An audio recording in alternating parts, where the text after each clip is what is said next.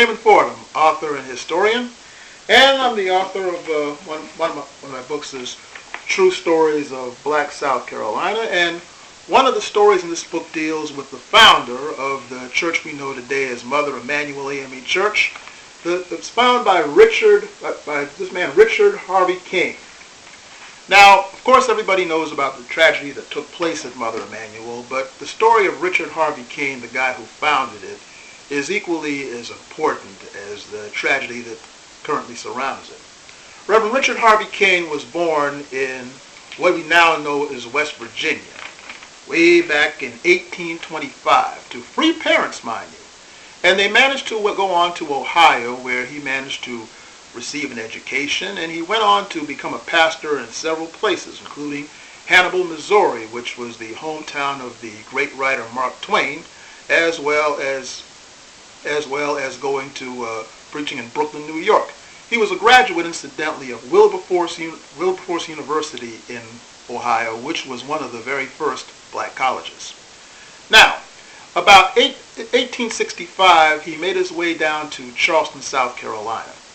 You see, in 1818, back in 1820, you had Hempstead AME Church on Charleston's east side that was founded by Reverend Morris Brown. And Denmark Vesey, who tried to lead the Great Slave Rebellion of 1822, he was a class leader in that church, and after the Vesey Rebellion failed and Vesey was hanged, a mob burned down that church, and for the next 42 years, blacks in the area were forced to either worship in the balconies of white churches or have a white person present to prevent the possibility of slave rebellions and revolutions. Well, anyway, after the Civil War ended, Reverend Richard Harvey Cain came down to Charleston and reorganized the congregation of what used to be the Hempstead AME Church and moved them to their present location on Calhoun Street, which he renamed Mother Emanuel. Why Mother Emanuel? Well, it was the mother of the new black churches in Charleston, and the name Emmanuel is a Hebrew word for God is with us. He also founded the black town known as Lincolnville, South Carolina, on the outskirts of Summerville, off the 199 exit off of I-26, as a way of keeping people independent in those days.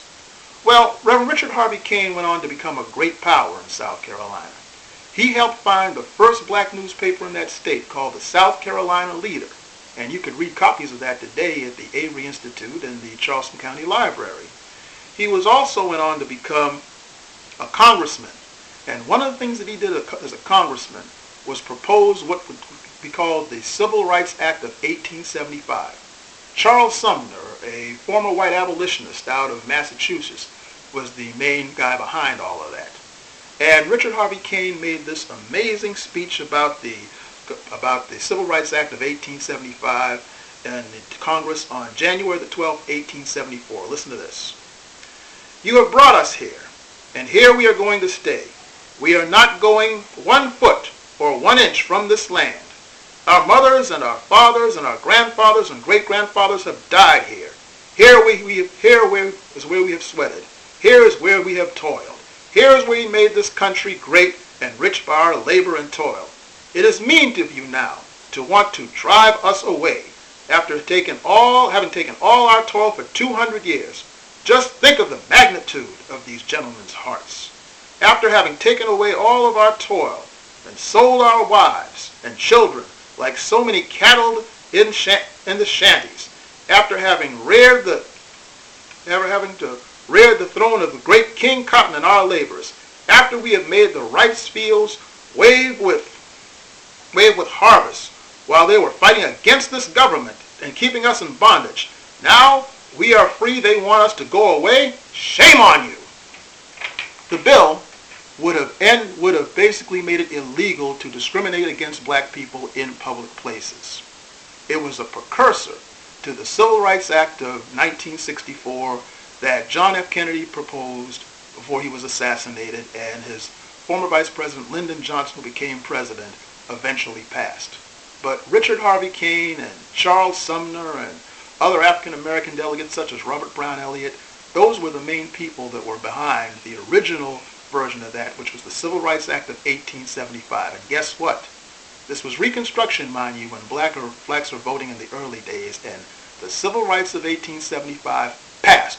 But after Reconstruction ended, the Supreme Court declared it illegal in 1883, saying that it interfered with people's rights to run their businesses as they see fit. But as we know, that was overturned by Brown versus Board, as well as the Civil Rights Act of 1964. So, so the bill finally came to pass after 90 years.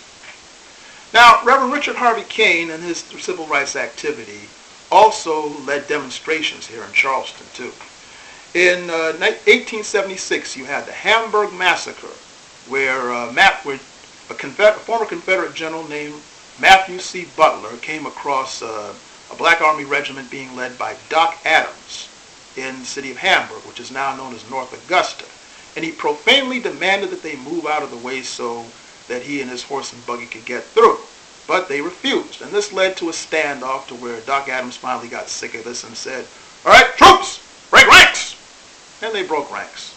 Well, that wasn't enough for Matthew C. Butler. On July the 8th, 1876, he rode to a nearby telegraph office and wired in white reinforcements throughout lower South Carolina and upper Georgia, and they came in and shot up the town and massacred many of the black residents. On the night of June the 17th, 1876, there was the city market in downtown Charleston on Market Street, which, contrary to popular belief, was not the slave market. That was the slave market was over on Chalmers Street some years earlier.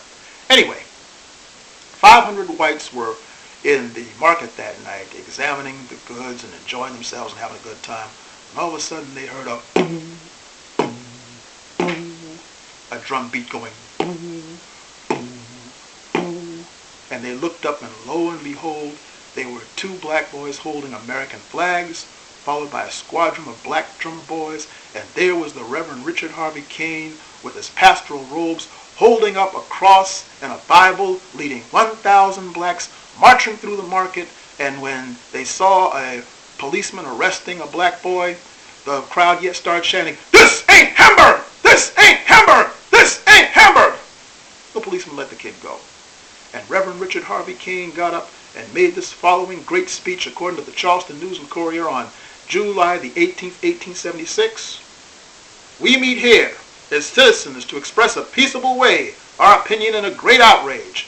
The colored men wanted peace. They wanted the right to go where they pleased and do what they pleased so long as they did no wrong. Suppose the colored men should organize bands in Charleston and Columbia here to kill white men and burn up their houses. Would there be peace? No, no. It remains therefore for us to unite in denouncing this outrage and to demand that Governor Chamberlain should bring these men to justice and the perpetrators to punishment." Wow. Well, the Reconstruction era ended after the presidential election of 1876, and the South, in a compromise, basically took back its power to do among African Americans as they saw fit, as well as removing federal troops from the South. And that led to the Jim Crow clause and the disfranchisement of black voters. And Reverend Richard Harvey Cain then went to Washington, D.C., where he died in 1887. But to this day in Mother Emanuel, there is a little stone marker to Reverend Richard Harvey Cain on the wall behind the pulpit. And I wrote about him, as I said before, in my book, Voices of Black South Carolina. So pick it up and learn about this great unsung hero of American history, the great Reverend Richard Harvey Cain. This is Damon Fordham.